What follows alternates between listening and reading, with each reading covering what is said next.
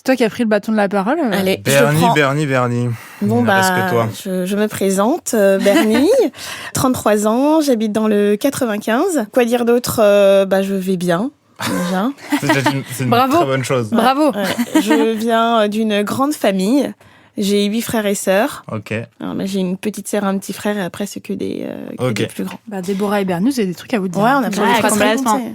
Ouais. Mon petit parcours professionnel, j'ai travaillé en tant que manager chez... Je me suis rendu compte à quel point ça a été de l'esclavage. Ah. Alors, pas pour moi, mais pour les autres, parce que du coup, j'avais un poste de manager, donc ça allait, mais quand je voyais la philosophie de l'entreprise et de me dire non, moi je peux pas traiter les salariés comme ça, donc j'ai fait le choix d'arrêter. Et ensuite, donc mon papa a une société dans le BTP, donc moi j'étais la petite main pendant des années qui faisait les devis factures. Ok. Pour vraiment pas cher. Et puis je lui ai dit mais en fait papa, si ça te va, on bosse ensemble, j'arrête de travailler chez... Et ça s'est passé comme ça. J'ai travaillé avec mon papa pendant 2 ans, donc lui était 100% sur les chantiers et moi je m'occupais de tout ce qui était administratif avec l'URSSAF, le BTP, les collaborateurs, toute cette partie-là. Alors c'était le bon plan parce qu'en fait à cette époque j'étais en couple et je me suis dit c'est trop bien, travailler avec papa, je vais avoir du temps libre avec mon petit copain, créer ma petite vie de famille. Vraiment, mon plan était parfait à l'époque. Et pourquoi qu'est-ce qui s'est passé à l'époque? Et ensuite, je me suis rendu compte que c'était vraiment très plat de travailler qu'avec mon père. Enfin, mon père et les collaborateurs, parce que ça reste quand même de notre communauté. Donc, en fait, je ne vois personne d'autre que ma communauté. Et là, en fait, les journées étaient vraiment raplapla. Aïe, aïe, aïe. Avec cette expérience, ça a été la fin de ma relation. À cause de ça, tu penses? Non. Ok. Deux sujets totalement différents. Ok. Et J'ai envie de refaire un épisode sur les ruptures, purée. Les ruptures bis. Et cette période a été la descente aux enfers dans ma vie. Oh non. Où je m'y retrouvais pas entre je fais ce travail pour mon père et en même temps c'est très flexible et en parallèle non mais attendez, ça fait des années que je suis avec ce mec mais je ne sais pas vivre seule. Ça faisait combien de temps? 9 ans. Aïe, il file. 9 ans. Mais c'est pas le sujet de ce podcast. Non mais bon, on peut en parler quand même. Mais Ok. oui, 9 ans. Donc c'est cette expérience qui m'a rendue adulte au passage. D'accord, la rupture. La rupture. Ça a Ok. été l'élément déclencheur où je suis une fille assez carrée. Donc, en fait, avoir des beaux projets, être une élève correcte, enfin, tout était très carré dans ma vie jusqu'à ce jour-là où je me suis dit, mais je fais comment maintenant? C'est quoi la suite de ma vie? Au final, est-ce que t'aimes les tomates ou tu les achetais parce que parce que c'était ton mec qui les aimait? Tu ne sais plus qui tu es et pourquoi tu fais les choses. Waouh. Et j'ai décidé de changer de vie, de changer de travail. Donc, j'ai rejoint une entreprise à la Défense où j'ai été en charge de l'environnement de travail. Et en parallèle, je continuais à travailler avec mon papa. Ok. Parce que je ne me sentais pas de le laisser seul sur le business. Et puis en fait, c'était remonte la pente de cette histoire d'amour. Et tout comme toi, Déborah, c'était non mais comment je vais faire? Parce qu'en fait, j'en ai marre d'en parler aux gens. Et c'était en fait, tu prends une page et tu écris ta note du jour et tu expliques ton état d'esprit. Si t'écris rien, c'est que c'est très grave, c'est que ça va très mal. Et plus t'écris, mieux ça va. Donc ça a été les premières étapes du fait que je remonte la pente. Et après, j'en avais besoin de plus parce que je me suis rendu compte que je ne savais plus pourquoi je faisais les choses. Je ne savais pas pourquoi je les faisais. Parce qu'en fait, la société attend de moi que je sois comme ça.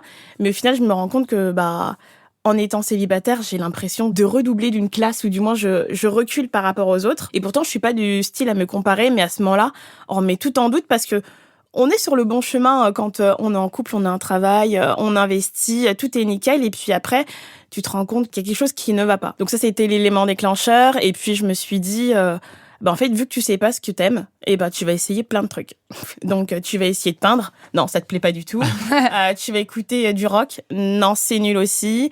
Et puis tu vas faire du heels. Donc c'est de la danse à talons. Vulgairement, on va dire que c'est travailler sa sensualité, porter des talons, le show à la Beyoncé. Et là, je me suis dit, mais waouh.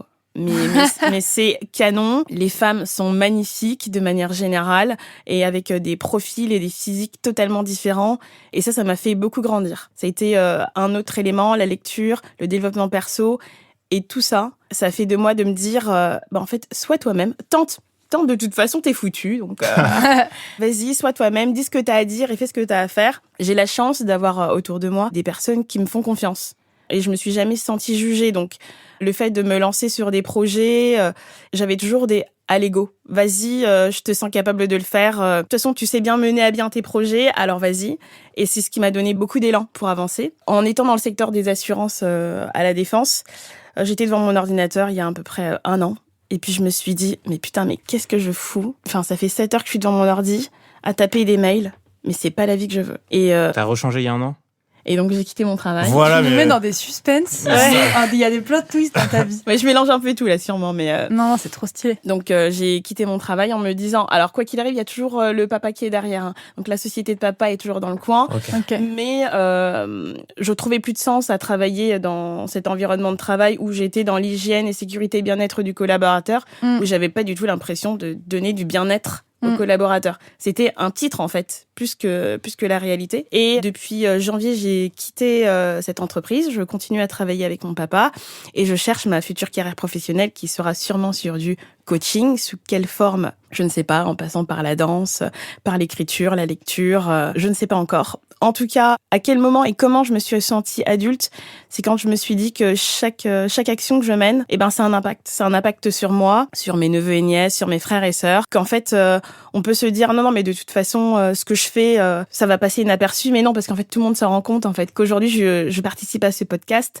Bah, je sais qu'autour de moi, ça va être en fait, on peut parce que il y a pas besoin d'avoir de compétences spécifiques, mais juste une envie et des choses à vouloir revendiquer ou à dire. Et ben go, on y va. ça les a impactés comment? Ils t'en parlent? Ouais, Ok, ouais. trop bien. En fait, avant cette rupture, j'étais très froide et stricte. Parce qu'en fait, plus ou moins tout allait bien dans ma vie, j'avais rien à prouver, nickel. Et là, j'étais tellement mal de cette rupture que les barrières sont tombées. Et j'étais obligée de dire, non, en fait, je vais mal. C'est trop dur, c'est difficile, je peux pas sortir de mon lit. Chose qui n'existe pas. Pour moi, la dépression, c'est pour les autres. Vraiment, ça n'existe pas. Enfin, pas dans ma vie, pas dans ma famille. Et là, le fait de dire ah non mais c'est dur, j'y arrive pas. Et en fait, je vous demande de l'aide. Chose qui n'était jamais arrivée avant. Je me suis rendu compte que les gens me rendaient tout ce que j'avais le sentiment de donner à ce moment-là. Et je me suis dit en fait, Bernie, tu peux être toi. En fait, tu peux te montrer un peu caramel, un peu marshmallow, sans te dire, en fait, pour être respectée, pour être une femme, faut être une femme dure de caractère. Au fond de moi, je sais que je le suis, c'est une partie de moi, mais aussi le caramel, c'est aussi une partie de moi, en fait. Donc, et je sais que mes amitiés fortes, le fait que je sois si proche de mes neveux et nièces, de ma famille, c'est parce que je sais, ou j'ai appris à me montrer vulnérable et de se dire ouais, nous aussi on est passé par là et on peut en discuter, et si moi aussi je vais mal, je sais que je peux en discuter, il y aura pas de jugement si on en parle ensemble. Et t'avais quel âge pour cette rupture? 27. Ok, ça a duré combien de temps 26, cette 27. mauvaise passe? Elle a duré longtemps, je dirais qu'elle a duré genre 3 ans. Ok, et aujourd'hui tu dirais que donc cette période-là, ça t'a servi, ou tu dis on aurait pu éviter quand même 3 ans un peu compliqués? Je pense que pour que je comprenne, il fallait que je passe par là. Malheureusement, si ça avait été plus doux, l'étape, j'aurais pas appris autant. Là, le fait que ça soit dur et que je descende, mais vraiment au plus bas de la douleur, je ne pouvais que tout recommencer, et c'est ce qui m'a tout donné. Et du coup, est-ce que tu te sens adulte en étant passé par cette mauvaise passe et tout ça? Tu te dis, voilà, c'est bon, là, je suis en haut, là. Je suis un grand adulte. Un grand adulte, je sais pas, adulte, je dirais que oui. Tu gères les trucs d'URSSAF quand même. Enfin, je veux dire, c'est très adulte, ça. Tout à l'heure, t'as dit URSSAF, on a fait l'épisode, j'ai quand même eu une crise d'angoisse à l'entendre. Ah mon Dieu! Ouais, je me sens adulte. En tout cas, je pense que ce que je fais et ce que je dis a un impact, comme tout le monde autour de cette table, mais je pense qu'à partir du moment où on se rend compte qu'on a un impact, on est adulte. Waouh. Ouais, je suis assez d'accord. T'as fait C'est beaucoup beau. d'études ou pas? Non. Enfin, je sais pas, je me suis arrêtée en licence.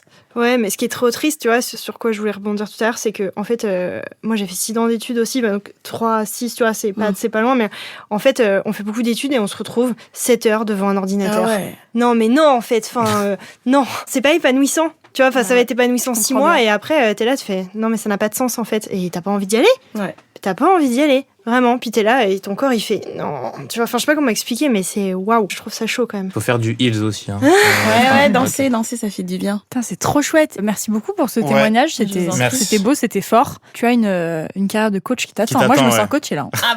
Go, on prend rendez-vous à la fin. Avec plaisir.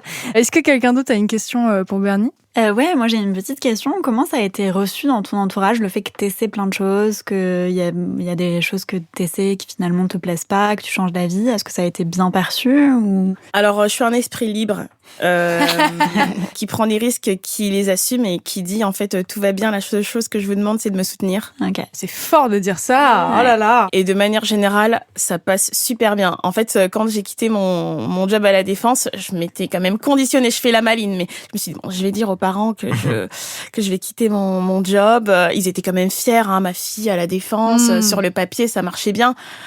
Mais en fait, je me tape le RER A, hein, c'est ça la vraie réalité. Et quand je leur ai dit, en fait, je vais quitter mon travail pour prendre une année pour moi et pour savoir ce que j'ai envie de faire dans le futur. Et ma mère, elle m'a dit, mais t'as trop raison. T'as trop raison. C'est trop et en mignon. fait, si t'as plus d'argent, tu viendras manger des pâtes à la maison. Et puis de toute façon, j'ai acheté 24 plus 4 papiers toilettes. Oh, c'est trop mignon. Et en fait, ça donne tellement de force de se dire, bon, bah allez, go, j'y vais. Je sais que l'argent ne sera pas un problème. Avoir du temps libre, mais c'est tellement précieux, c'est magnifique. Je me suis dit, lance-toi parce que tu n'auras peut-être pas l'occasion de le faire 2 fois. Et c'est maintenant, en fait. C'est génial. Trop Que bien, du love. bravo. Merci. Je suis presque ému, dis donc. T'es inspiré, Valentin? Ouais, par ce écoutez, témoignage merci beaucoup tous les 4.